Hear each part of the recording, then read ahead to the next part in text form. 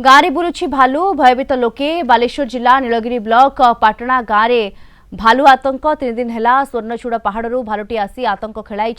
गतकाली गाँव जड़े व्यक्ति घरे दीर्घ अधघंटा धरी पशि रही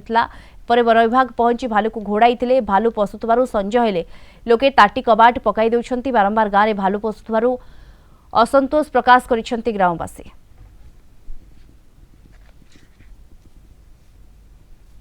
आमर घोड़िया जार रही है आम भालू को पठे गोड़े जेहेतु पाटना ग्रामटी आप मित्रपुर आर पाखापाखि तेणु से डेली खाद्य अनुष्ठान पलि आस जो जामकुड़ी बाचुची खाଇବା खाद्य अभाव पलि आस गाँव भर पशि जाऊँगी तथापि आम लोक मानक अलर्ट करेचु से विषय आउ लाउड स्पीकर माध्यम भी लोक मैंने डाकबाजी यंत्र द्वारा भी लोक सब जनईचु टे अलर्ट थे तथापि आम से कोअपरेट करूँ गाँव लोक आमको सहयोग कर भालू को जंगल को पठे ना ना किसी इंजुरी ना आगामी दिन कि ना आमर पदक्षेप रेतु गाँ लोक सहयोग आम निश्चित चेष्टा करूँ केमती भालू लोक घर न पशिक डिस्टर्ब न। दीर्घ 3 दिन है भालूर आतंक आम गाँ पाटणा गाँ लोक बहुत शिकार होती छोट छोट छोट पिला माने स्कूल जावाई चाहूना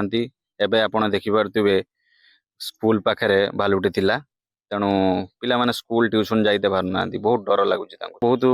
दुख प्रकाश करुचु कारण राति जाक शुई पार ना गाँ लोक भालुर माने प्रत्यय माने